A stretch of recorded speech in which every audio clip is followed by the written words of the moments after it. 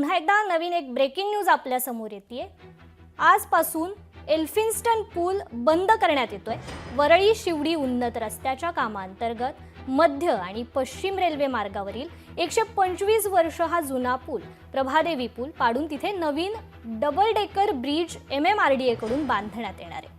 पाडकामासाठी Elphinstone पूल पुढील 20 महिन्यांसाठी आता बंद ठेवण्यात येणार आहे। त्यामुळे आज रात्री 9 वाजल्यापासून प्रभादेवी पूल वाहतुकीसाठी बंद होणार आहे।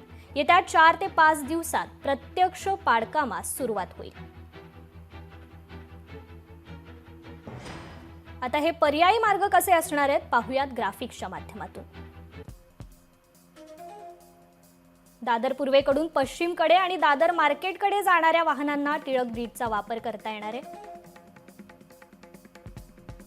परळ पूर्वेकडून प्रभादेवी आणि लोअर परळकडे जाणाऱ्या वाहनांना करी रोड ब्रिजचा वापर करता येईल।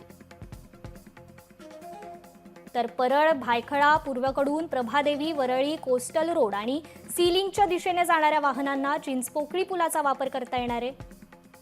तर प्रभादेवी लोअर परेल पश्चिमकडून परळ टाटा रुग्णालय आणि KEM रुग्णालय हे पर्यायी मार्ग आहेत।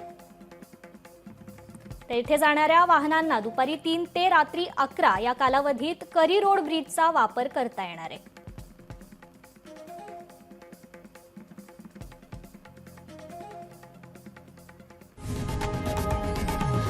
लोकशाही मराठी ऐका, पहा, जागरूक रहा।